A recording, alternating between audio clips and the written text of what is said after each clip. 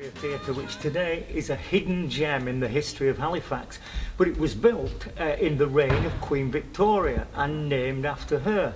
In fact, one of the first performances here was a requiem mass just after she died.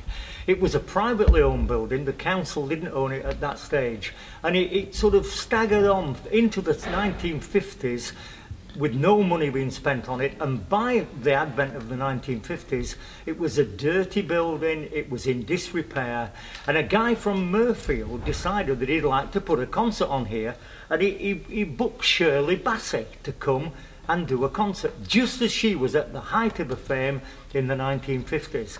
He sold the concert out, but Shirley Bassey after the concert said, "Bernard," the man's name was Bernard Hinchliffe, "Bernard, I'm never coming back here again.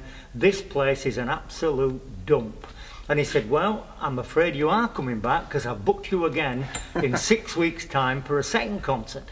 So Shirley Bassey had to come again for the second concert.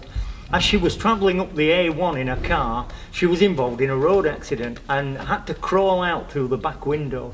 She suffered whiplash, cuts and bruises, and she was treated by a local doctor, Dr. McKennell, before she went on stage.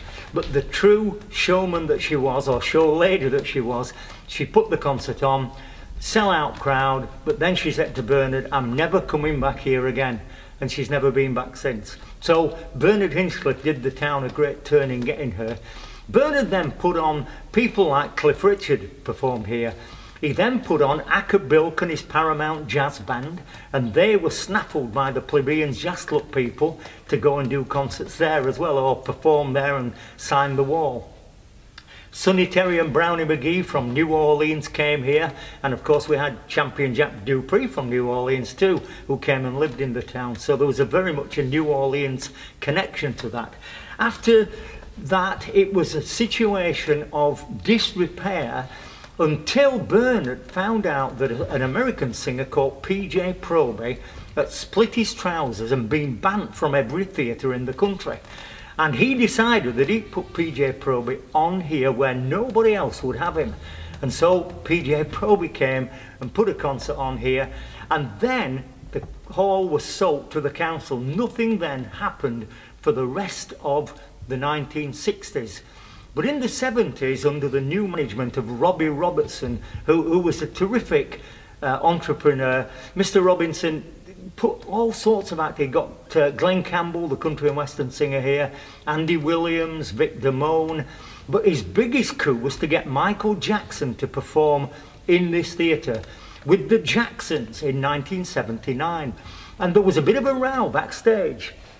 After the first concert, he put one show on at 6:30, another show on at 8:30, and between the two concerts the Jackson brothers had a big row and refused to go on for the second show. So Robbie Robinson had to go into the dressing room, and he said, "I read the riot act to the Jacksons and I told them to get on that stage, get the concert done, and if they didn't do it quick they would never appear in my theatre ever again." And of course Michael Jackson went on to be a world superstar and would never have come back here again. But we did have Michael Jackson performing in this theatre in Halifax. The theatre went from strength to strength under Robbie Robinson, and he was a great man for this town. Sadly no longer with us, he passed away, but the memory of Robbie Robinson is certainly within this theatre every time I come in.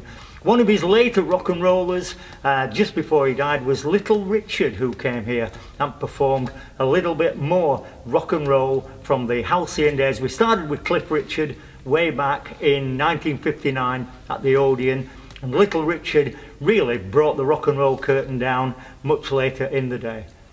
What was the story about Michael Jackson and the fruit and his basket of fruit, wasn't it, from the market or something? I don't remember you telling me that before. Yeah, before the Jacksons concert, Michael Jackson asked Robbie, he said, "Oh, I really love fruit, could you get me some fruit?"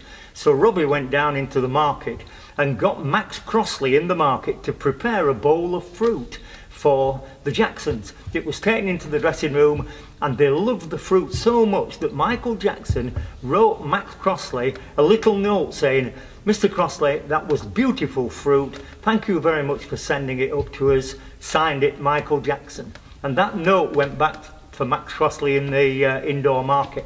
He had that note until he lent it somebody just before Michael Jackson died. He's never got the note back and nobody knows. And that autograph on that note will be worth quite a bit of money today. And in sort of recent times, it's still used as a venue.